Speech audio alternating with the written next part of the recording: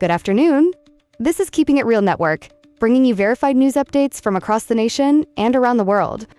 We begin in Colorado, where a violent series of random attacks that began in early 2025 has now reached its legal conclusion. The case centers on 33-year-old Luke Barkhaus, who carried out multiple unprovoked stabbings across the Parker and Aurora areas, leaving victims and families traumatized and a community demanding answers.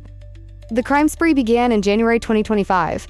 According to Parker Police and the 23rd Judicial District Attorney's Office, Barkhaus entered a local restaurant and approached an employee, asking if someone named Terry was present.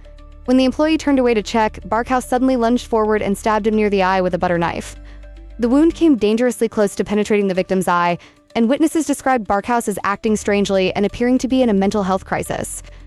About an hour later, Barkhaus attacked another random victim inside a nearby store. Authorities confirmed the second stabbing occurred without provocation, continuing the pattern of unpredictable violence. Shortly afterward, Barkhaus entered a Walmart on South Parker Road. A mother shopping with her children reported that her 7-year-old son suddenly said, "This man just punched me." She then noticed blood coming from the child's head. Police later confirmed the boy had been slashed near the ear, leaving a deep wound. Security footage showed Barkhaus striking the child with an object in his right hand before walking away. Detectives tracked Barkhaus to Aurora, where he was arrested 2 days later. Officials noted he had a long history of substance abuse and mental health struggles, including years of inhalant use. During questioning and later in court, Barkhaus admitted he carried out the attacks for the rush, and because he wanted to see what it was like. Prosecutors described the motive as chilling and deeply disturbing, emphasizing that the attacks were completely random and targeted innocent people going about their daily lives. In 2026, Barkhaus entered a guilty plea to felony child abuse and 2 counts of first-degree assault, covering all 3 attacks. Prosecutors argued that his actions terrorized the community and caused lasting trauma to the victims, including a young child who suffered serious injuries. On August 24, 2026, Barkhaus was sentenced to 40 years in the Colorado Department of Corrections.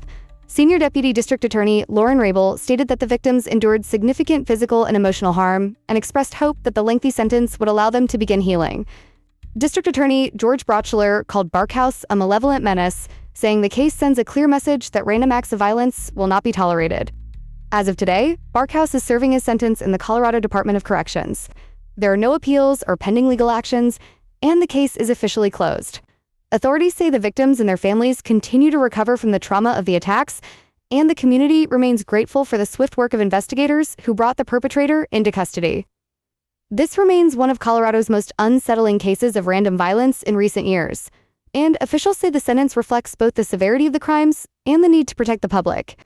You're watching Keeping It Real Network, delivering accurate, professional coverage on the stories that matter.